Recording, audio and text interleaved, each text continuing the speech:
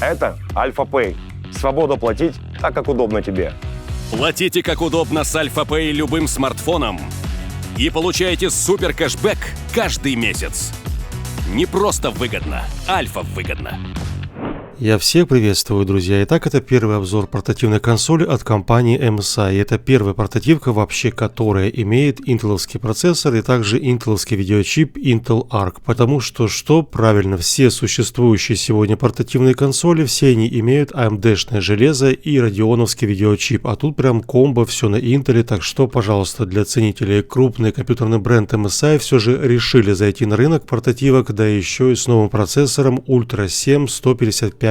И тут, наверное, стоит сразу внести ясность, что MSI вообще не имеет никакого отношения к этому видео, они даже не имеют этой приставки на сегодня в наличии в России. Эту штуковину я специально попросил привезти мне для обзора моих старых друзей из Fernando Store, и они буквально сразу за 5 дней, как только появилась консоль в продаже в Китае, моментально привезли мне ее сюда, и даже Windows тут тоже на китайском, я уверен, на 1000%. В общем и целом, друзья, любое железо можно заказать у парней из Fernando Store, хоть компьютерная, хоть ноутбучная, смартфоны, все, что вас заинтересовало из девайсов в интернете, все привезут, только ваши денежки. Причем не нужно сразу платить полную стоимость, можно просто сделать обычную предоплату на 5000 рублей, и потом уже по факту получения заказа можно рассчитаться полностью. Короче, рекомендую проверенные люди из Fernando Store, ссылка в описании. А вот что насчет самой портативной карманной консоли MSI Claw или Clav, точное произношение явно не мой конек, но так или иначе, я рад, что наконец-то крупные компании типа MSI взялись за столь интересный рыночек портативок, и если немножко забежать вперед, то это, наверное, не совсем конкурент Steam Deck. Это больше, я бы сказал, такой себе нормальный, серьезный претендент на лучшую портативную консоль именно на Windows 11. Именно претендент, но не более, потому что есть вопросы, есть замечания, но и есть очень интересные и при этом положительные стороны. Мы обязательно обсудим буквально все эти аспекты. Это будет большое видео с тестами, замерами и так далее, но сперва немножко распаковки. Итак, сам процесс распаковки вы уже, я думаю, увидели в начале видео, и тут вообще в целом нет смысла что-либо комментировать. Крайне скромный, я бы даже сказал, бедный комплект, просто сама консоль, документация, зарядное устройство, и на этом как бы все. Это очень точная копия комплекта Asus Ally. Там тоже самое, если помните, в комплекте идет, и даже, по-моему, там идет бумажная подставочка за 5 копеек. Короче, что MSI, что Asus Ally крупнейшие бренды, но комплектация при этом беднейшая, чем, скажем, на фоне той же Lenovo Legion. Там хотя бы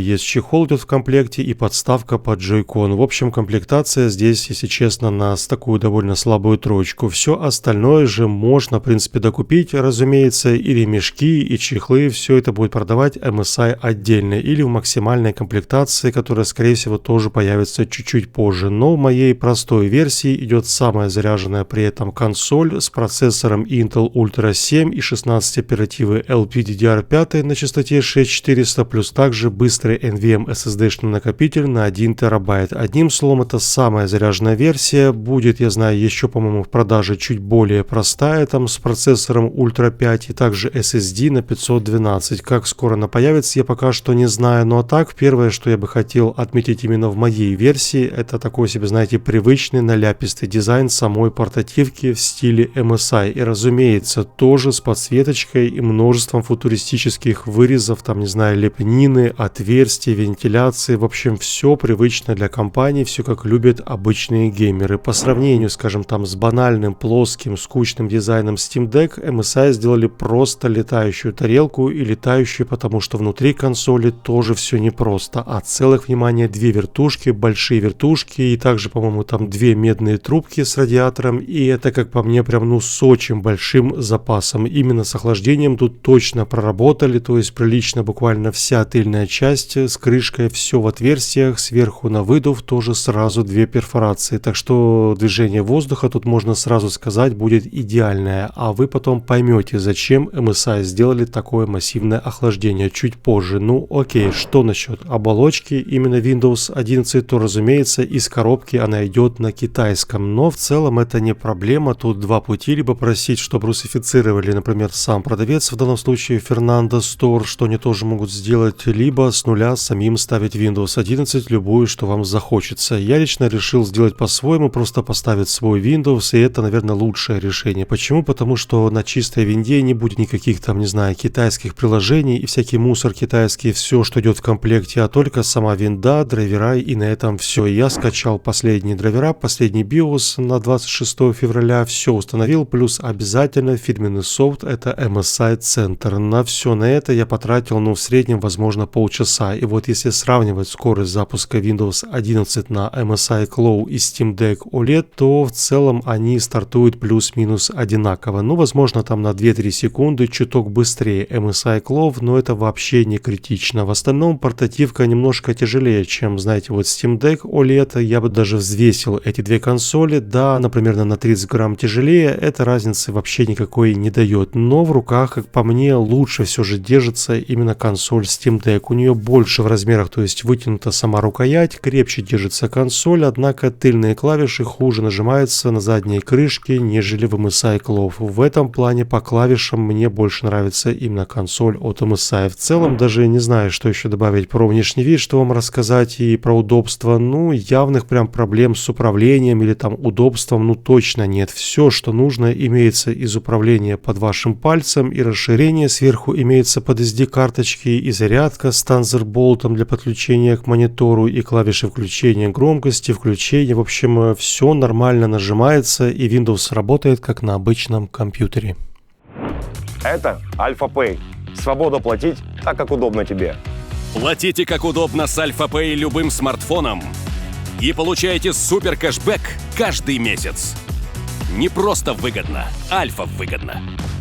Вернемся к видео. Процессор у нас, кстати, еще раз напомню, Ultra 7 155H. Он, кажется, на 12 ядер 22 потока. Это нормальный такой себе вполне мощный камень, даже по меркам больших десктопных компьютеров. И вообще все консоли на винде это по сути ноутбук в корпусе портативной консоли. У них даже принцип работы, я думаю, плюс-минус одинаковый. Если использовать консоль без кабеля зарядки, просто на аккумуляторе, то и производительность будет не максимальная. А если подрубить питание, то, разумеется, консоль, как и ноут, будут работать на пределе своей мощности. И теплопакет видеочипа тоже на высокой мощности, и максимальная частота процессора тоже будет на своем пределе. Короче, все то же самое, только в руках ты держишь маленький экранчик на 7 дюймов с разрешением Full HD. Кстати, что насчет экрана, то он реально очень даже достойного качества. Да, это не OLED, как в том же Steam Deck, но это далеко не самый дешевый IPS. Поддержка имеется 120 Гц, цвета сочные, плотность пикселей высокая, очень даже высокая. Для 7 дюймов ее можно сравнить по соотношению PPI, например, там с 4К монитором на 24 дюйма. Мне кажется, это идеальное разрешение для 7 дюймов. Да, 800p, что в Steam Deck, тоже сойдет в целом, но немножко устарелым в этом плане. Мне кажется, Steam Deck с его 800p на фоне Full HD и даже 2К, что стоит в Lenovo Legion. Короче, в целом по внешнему виду, по начинке, по качеству дисплея, удобству пользования пока что все нормально. Нет прям, знаете, нет таких прям критических проблем или там недочетов. Я лично пока что такого не нашел. Единственное, что да, дизайн слишком уж такой футуристичный. Если прям вы не поклонник таких выкрутасов, то вам может это реально не понравиться. Это чисто дело вкуса. Мне же лично нравится именно минимализм. Пусть даже будет тупо овальный кусочек пластика, предельно банальный, чем просто, знаете, такой геймерский, типа стильные вырезы и так далее. В общем, дело вкуса. А вот что насчет дела мощности и производительности, то тут есть о чем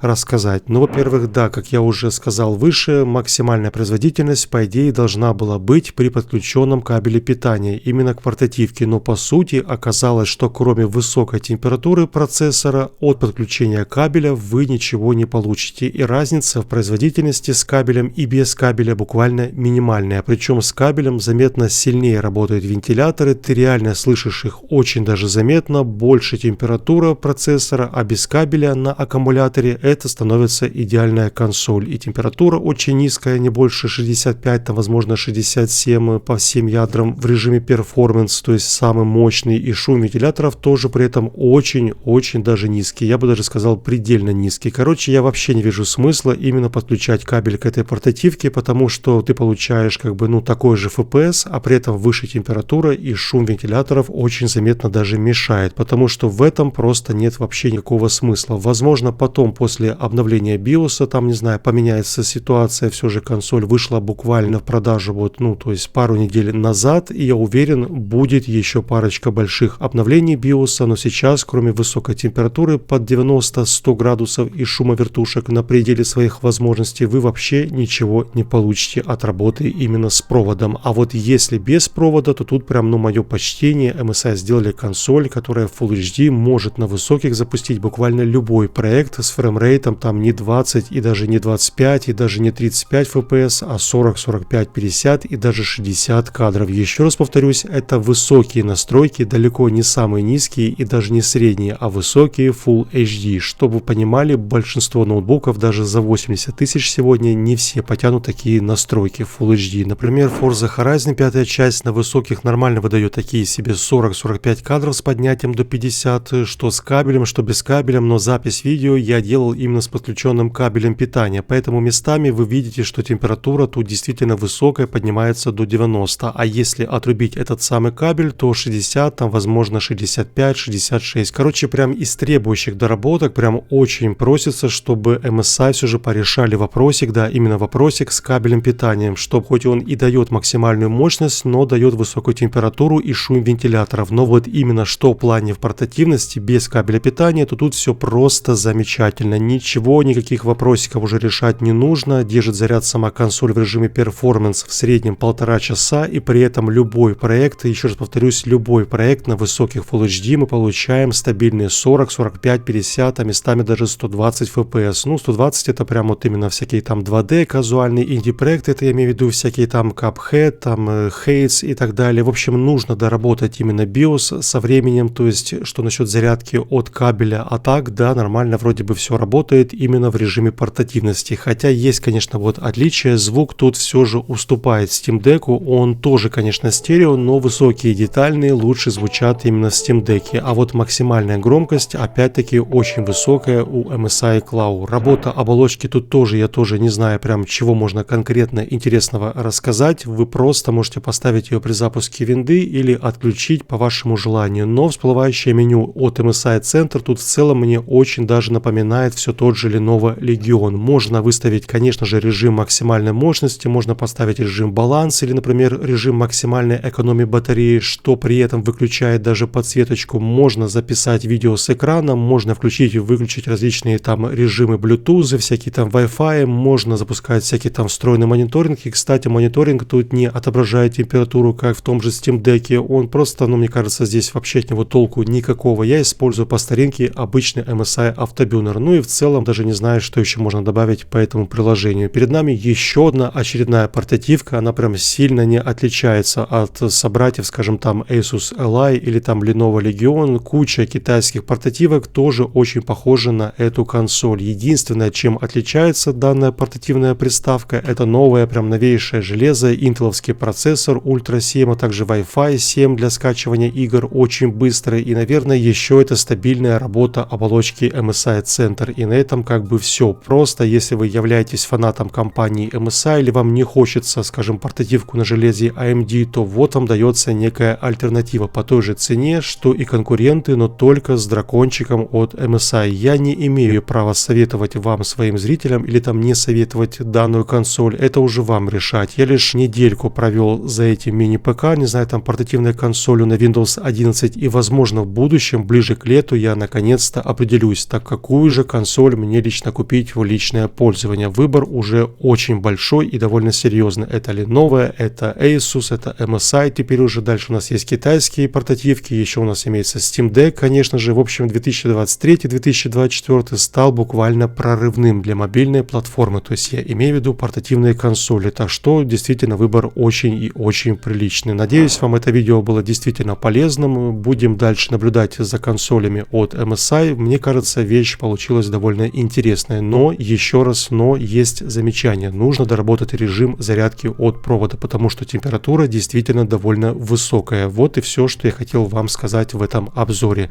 Увидимся с вами уже очень скоро. Не болейте. Всем удачи. До новых встреч на канале. Пока-пока.